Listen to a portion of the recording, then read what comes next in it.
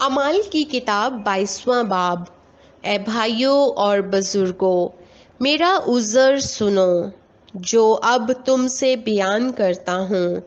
जब उन्होंने सुना कि हमसे इब्रानी ज़ुबान में बोलता है तो और भी चुपचाप हो गए।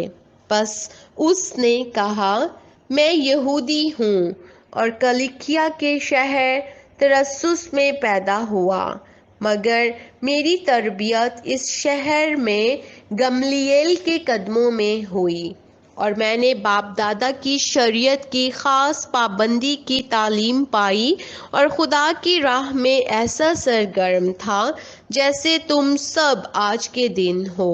चुनाचा मैंने मर्दों और औरतों को बांध बांध कर और कैद खाने में डाल डाल कर मसीही तहरीक वालों को यहाँ तक सताया कि मरवा भी डाला। चुनाचा सरदार काहिन और सब बुजुर्ग मेरे गवाह हैं कि उनसे मैं भाइयों के नाम खत लेकर दमिश्क को रवाना हुआ ताकि जितने वहाँ हों उन्हें भी बांध कर यरूशलेम में सजा दिलाने को लाऊं। जब मैं सफ़र करता करता दमिश्क के नज़दीक पहुंचा तो ऐसा हुआ कि दोपहर के करीब यकायक एक बड़ा नूर आसमान से मेरे गिरदा गिर्द आ चमका और मैं ज़मीन पर गिर पड़ा और ये आवाज़ सुनी कि ए साउल, तू मुझे क्यों सताता है। मैंने जवाब दिया कि ए खुदावन, तू कौन है। उसने मुझसे कहा, मैं यसु नासरी हूँ जिसे तू सताता है। और मेरे साथियों ने नूर तो देखा लेकिन जो मुझसे बोलता था उसकी आवाज़ ना सुनी। मैंने कहा, ए खुदावन, मैं क्या करूं।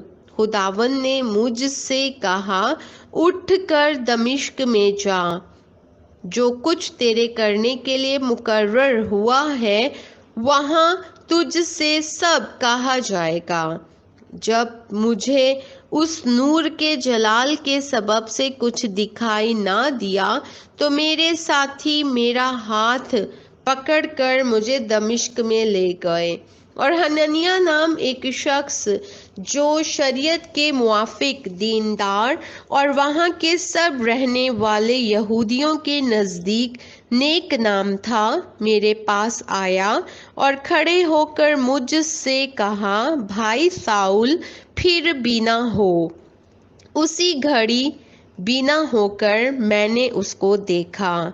उसने कहा, हमारे बाप दादा के खुदा ने तुझको इसलिए मुकर्रर किया है कि तू उसकी मर्जी को जाने और उस रास्तबाज को देखे और उसके मुंह की आवाज़ सुने, क्योंकि तू उसकी तरफ से सब आदमियों के सामने उन बातों का गवाह होगा जो तूने देखी और सुनी है।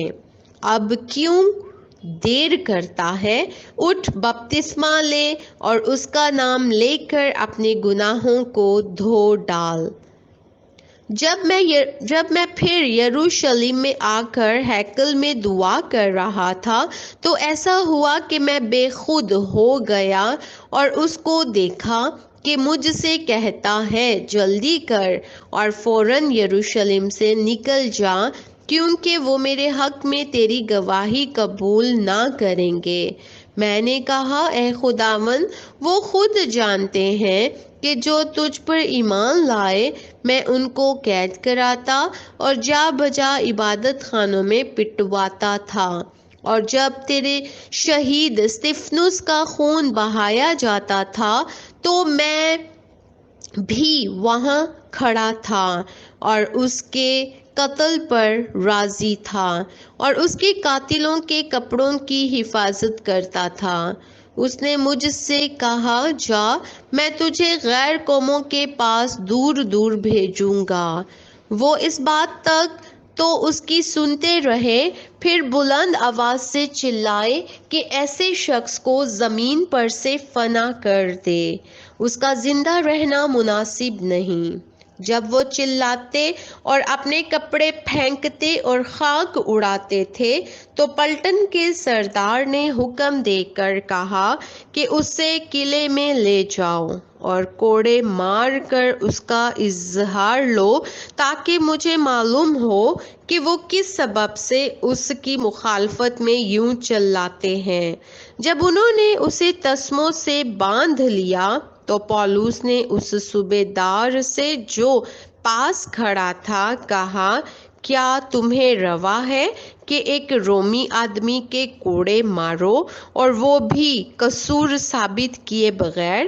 صوبیدار یہ سن کر پلٹن کے سردار کے پاس گیا اور اسے خبر دے کر کہا، تو کیا کرتا ہے؟ یہ تو رومی آدمی ہے۔ پلٹن کے سردار نے اس کے پاس آ کر کہا، مجھے بتا تو، کیا تو رومی ہے؟ اس نے کہا، ہاں۔ پلٹن کے سردار نے جواب دیا کہ میں نے بڑی رقم دے کر رومی ہونے کا رتبہ حاصل کیا۔ پولس نے کہا، میں تو پیدائشی ہوں۔